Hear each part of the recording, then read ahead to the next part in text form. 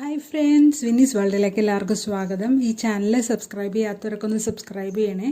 തൊട്ടടുത്ത് കാണുന്ന ബെൽ ഐക്കണും കൂടി ഒന്ന് എനേബിൾ ആക്കി ഓൾ എന്നെല്ലാം കൂടി എനേബിൾ ആക്കിയാൽ മാത്രമേ ഞാൻ ഡെയിലി അപ്ലോഡ് ചെയ്യുന്ന വീഡിയോസിൻ്റെ നോട്ടിഫിക്കേഷൻസ് നിങ്ങൾക്ക് കറക്റ്റായി ലഭിക്കുകയുള്ളൂ. ഞാനിപ്പോൾ ഉണ്ടാക്കുന്നത് കാശ്മീരി പുലാവ് അല്ലെങ്കിൽ കാശ്മീരി റൈസ് ആണ്. അതിനായിട്ട് 4 ഗ്ലാസ് ബസ്മതി റൈസ് വെള്ളത്തിലിട്ടിട്ടുണ്ട്. ഒരു അരമണിക്കൂർ കുതിർത്തിയെടുക്കാം. ഇനി ഒരു കുക്കർ അടപ്പത്ത് വെച്ചിട്ടുണ്ട്. അതൊന്ന് ചൂടായി വരുമ്പോൾ നമ്മൾ അതിലേക്ക് 1 ടേബിൾ സ്പൂൺ നെയ്യ് ഒഴിച്ചു കൊടുക്കുകയാണ്. ഒരു പട്ട, 2 ഗ്രാമ്പു, 2 ഏലക്ക, ഒരു തക്കോലം ഇത്ര ഇട്ട് കൊടുത്തിട്ടുണ്ട്. അതൊന്ന് പൊട്ടി വരട്ടെ. ഈ കാശ്മീരി പുലാവിൻ്റെ ഏറ്റവും ഇമ്പോർട്ടൻ്റ് ആയിട്ട് വേണ്ട കാര്യമാണ് സഫ്രോൺ, അതായത് കുങ്കുമപ്പൂവ്. അത് നമുക്കില്ല. ഉണ്ടെങ്കിൽ അത് കുറച്ച് പാലെടുത്തിട്ട് അതിലേക്ക് സോക്ക് ചെയ്യാൻ വെക്കണം. ഒരു പിഞ്ചെടുത്തിട്ട് സോക്ക് ചെയ്യാൻ വെച്ചാൽ മതി. അതിന് പകരം നമ്മൾ ഇട്ട് കൊടുക്കുന്നത് ഇപ്പോൾ മഞ്ഞൾപ്പൊടിയാണ്. കുറച്ച് മഞ്ഞൾപ്പൊടി ഇട്ട് കൊടുത്താൽ മതി. 1/4 ടീസ്പൂണിലും കുറവ് മതി. ഇനി നമ്മൾ ഹോൾ സ്പൈസസ് പൊട്ടാൻ വെച്ചിട്ടുണ്ടായില്ലേ, അത് പൊട്ടി വന്നിട്ടുണ്ട്. അതിലേക്ക് നമ്മൾ 4 ഗ്ലാസ് അരി എടുത്ത് വെച്ചിട്ടുണ്ടായല്ലോ, അത് ഇട്ട് കൊടുക്കുവാണ്. വെള്ളം ഊറ്റിയിട്ട് ഇട്ട് കൊടുക്കണം കേട്ടോ. എന്നിട്ട് അതിലേക്ക് നമ്മൾ വെള്ളം ഒഴിച്ച് കൊടുക്കുന്നുണ്ട്.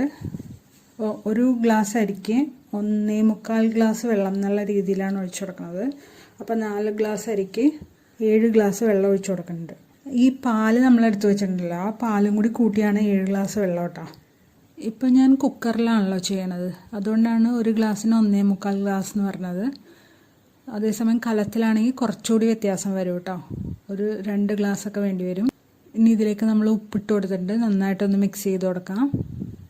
ഉപ്പ് ഇത്തിരി കയറി നിൽക്കണം കേട്ടോ, അതായിരിക്കും ഇതിൻ്റെ ടേസ്റ്റ്. ഇത് കുട്ടികൾക്ക് വളരെ ഇഷ്ടമാണ് റൈസാണ്. അതുകൊണ്ട് ഇതിലേക്ക് ഒരു 1/4 ടീസ്പൂൺ പഞ്ചസാര കൂടി നമ്മൾ ഇതിലേക്ക് ഇട്ട് കൊടുക്കുന്നുണ്ട്. നിങ്ങൾക്ക് ഇഷ്ടമുണ്ടെങ്കിൽ മാത്രം ഇട്ട് കൊടുത്താൽ മതി കേട്ടോ. ഇനി കുക്കർ അടച്ചു വെച്ചിട്ട് ഒരു വിസിൽ വരണ വരെ വെയിറ്റ് ചെയ്യാം. ഇപ്പോൾ ഒരു വിസിൽ വന്നിട്ടുണ്ട്. ഇത് ഇപ്പോൾ വെന്ത് വന്നിട്ടുണ്ട്. നമ്മളൊന്നും കൂടി ഒന്ന് അടച്ച് തന്നെ വെച്ചേക്കുവാണ്. ഇനി ഒരു ഫ്രൈ പാൻ എടുത്തിട്ട് അതിലേക്ക് കുറച്ച് നെയ്യ് ഒഴിച്ച് കൊടുക്കുന്നുണ്ട്. 1 ടീസ്പൂൺ നെയ്യ് ഒഴിച്ചാൽ മതി.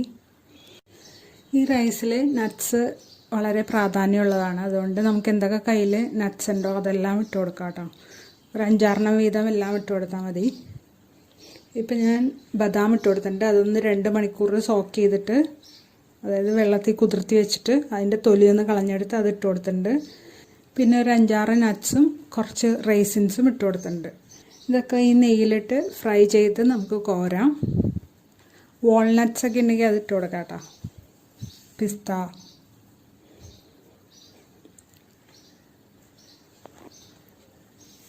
ഇനി ഒരു സവാള, ചെറിയ സവാളയെ ഞാൻ എടുത്തേക്കണം. നിങ്ങൾക്ക് കുറച്ചുകൂടി വലുത് വേണമെങ്കിൽ അതെടുക്കാം കേട്ടോ. അതൊന്ന് ഫ്രൈ ചെയ്യാൻ വെച്ചിട്ടുണ്ട്. ആ നെയ്യിൽ തന്നെ ഫ്രൈ ചെയ്യാൻ വെച്ചേക്കണത്. ഇനി റൈസിലേക്ക് നമ്മൾ കുറച്ച് മാതള നാരങ്ങ ഇട്ട് കൊടുക്കുന്നുണ്ട്, കുറച്ച് പൈനാപ്പിൾ ഇട്ട് കൊടുക്കുന്നുണ്ട്. നിങ്ങളുടെ കയ്യിൽ ആപ്പിൾ ഉണ്ടെങ്കിൽ അതും കൂടി ഈ സമയത്ത് ഇട്ട് കൊടുക്കാം കേട്ടോ.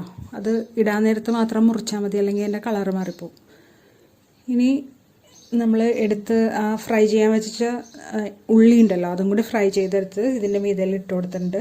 നമ്മളൊരു മാതള നാരങ്ങ മുഴുവനായിട്ടും പിന്നെ ഒരു പകുതി പൈനാപ്പിളുമാണ് എടുത്തേക്കണത്. ഇത് വളരെ ഡിഫറെൻ്റ് ആയിട്ടുള്ള ഒരു റൈസാണ്. ഇതെല്ലാവരും ഒന്ന് ട്രൈ ചെയ്ത് നോക്കണം. ഇഷ്ടമായെങ്കിൽ ലൈക്ക് ചെയ്യാനും കമൻറ്റ് ചെയ്യാനും ഷെയർ ചെയ്യാനും മറക്കല്ലേ. സബ്സ്ക്രൈബ് ചെയ്ത് ബെൽ ബട്ടണും കൂടി എനേബിൾ ചെയ്യണേ. Thanks for watching.